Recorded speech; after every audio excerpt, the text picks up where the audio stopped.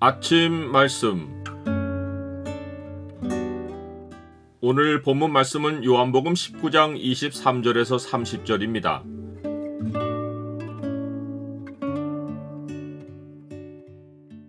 주가 율법을 다 이루심으로 사랑하는 일이 여생이 되다.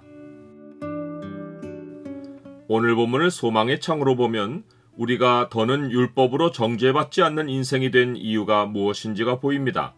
소망의 창을 보여주는 구절은 19장 30절입니다. 예수께서 신포도주를 받으신 후에 이르시되 다 이루었다 하시고 머리를 숙이니 영혼이 떠나가시니라. 빌라도의 법정에서는 정치가 공의를 누르고 십자가 현장에서는 사람들의 욕심이 인륜을 삼킵니다. 군인들은 사형 집행장에서 사람에 대한 최소한의 존중이 없이 죄인들의 물품을 속옷까지 챙깁니다. 그들은 최대한 물품의 가치를 보존해서 이득을 보려고 통으로 짠 예수님의 속옷을 찢지 않고 제비 뽑아 가집니다. 이것은 하나님이 오래전에 예언하신 현실입니다. 하나님은 인간 욕심이 어떤 일을 벌일지를 다 아시고 인간은 예언된 행동에서 벗어나지 못합니다. 예수님의 십자가 둘레에는 냉혹한 인간들만 있지 않고 예수님의 사랑을 입은 사람들이 예수님의 임종을 지킵니다. 그런데 죽어가시는 예수님은 산자의 삶을 염려하고 긍휼을 베푸십니다. 자기가 떠나면 어려움을 안고 살아갈 어머니를 사랑하는 제자에게 부탁하여 가족이 되게 하십니다.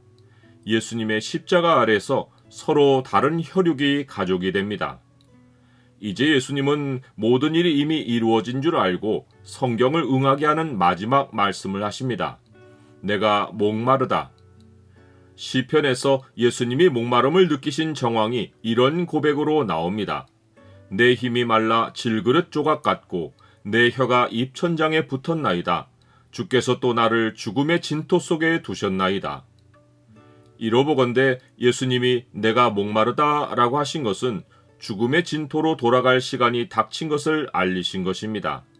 하나님은 죄를 범한 아담에게 형벌을 선고하며 너는 흙이니 흙으로 돌아갈 것이니라 라고 하셨습니다. 이 형벌에 따라 아담의 죄를 대신하여 죽으시는 예수님의 육체는 죽음의 흙으로 돌아가야 합니다. 예수님이 내가 목마르다 라고 하신 것은 죄로 인해 하나님에게서 끊어져 다시 흙으로 돌아가는 인간의 처참한 처지를 괴로워하신 것입니다. 예수님이 내가 목마르다 라고 하신 또 다른 이유는 다른 예언의 말씀도 응하게 하신 것입니다. 즉 그들이 쓸개를 나의 음식물로 주며 목마를 때에는 초를 마시게 하였사오니 라는 말씀입니다. 그들이 쓸개를 나의 음식물로 주며 라는 말씀은 예수님이 십자가를 메고 골고다로 오르실 때 어떤 사람이 쓸개탄 포도주를 예수님께 드린 일로 이루어졌습니다. 쓸개탄 포도주는 고통을 감해주는데 예수님은 그것을 마시고자 하지 않으심으로써 고통을 더는 일을 사양하셨습니다. 목마를 때에는 초를 마시게 하였사오니 라는 말씀은 지금 십자가 현장에서 죽음이 임박한 순간에 사람들이 우술초로 매어 입에 대준 신포도주를 예수님이 받으심으로 이루어졌습니다. 예레미야 선지자는 신포도를 먹는 자마다 그의 이가 신 것 같이 누구나 자기의 죄악으로 말미암아 죽으리라 라고 예언했습니다. 신포도는 죄에 비유되고 이가 신 것은 죄악으로 말미암아 죽는 것에 비유됩니다. 이 말씀에 따르면 예수님이 신포도주를 받으신 것은 아담이 그 누구의 죄 때문이 아니라 자기의 죄악으로 죽는 것을 나타내신 것입니다. 예수님은 신포도주를 받으신 후에 다 이루었다 라고 하고 머리를 숙이고 영원히 떠나가셨습니다. 예수님이 다 이루신 것은 율법의 모든 요구입니다.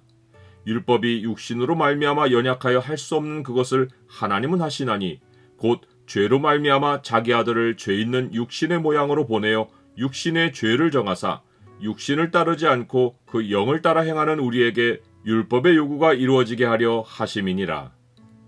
하나님은 예수님의 육체에 죄를 정죄하심으로써 율법의 요구를 단번에 이루고 죄를 영원히 끝내셨습니다. 율법이 우리를 끊임없이 죄 있다고 정죄했는데 이제는 형벌의 선고가 우리에게서 죄에게로 옮겨져 죄 자체가 정죄를 받게 되었습니다. 죄가 율법을 이용하여 우리 죄를 정죄하려 들면 그리스도의 희생이 정죄를 막아서고 하나님은 우리를 정죄하는 죄를 향해 너의 정죄가 이유 없다라고 선고하십니다. 죄가 율법으로 우리에게 권세를 부렸는데 이제 우리에게는 아무 효력이 없습니다. 나는 죄가 나를 정죄할 때마다 예수님의 희생을 기억하고 의지합니까? 예수님이 율법을 다 이루심으로써 우리의 인생에는 오직 사랑하는 일만 남았습니다. 이제 그리스도인은 남들에게 율법의 선생이 되려 하지 말고 서로 사랑해야 합니다. 남을 정죄하지 말고 서로 용납하고 부족함을 채워줘야 합니다. 우리가 남을 사랑하면 우리가 율법을 다 이루고 그 이후의 삶을 살고 있다는 표시입니다. 피차 사랑의 빛 외에는 아무에게든지 아무 빛도 지지 말라. 남을 사랑하는 자는 율법을 다 이루었느니라.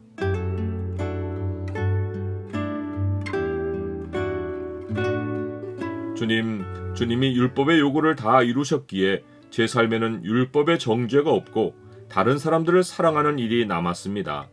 남을 사랑하는 자가 율법을 다 이룬 것이니 다른 사람들을 사랑함으로써 주님께 진 사랑의 빚을 갚게 하옵소서. 예수 그리스도의 이름으로 기도드립니다. 아멘.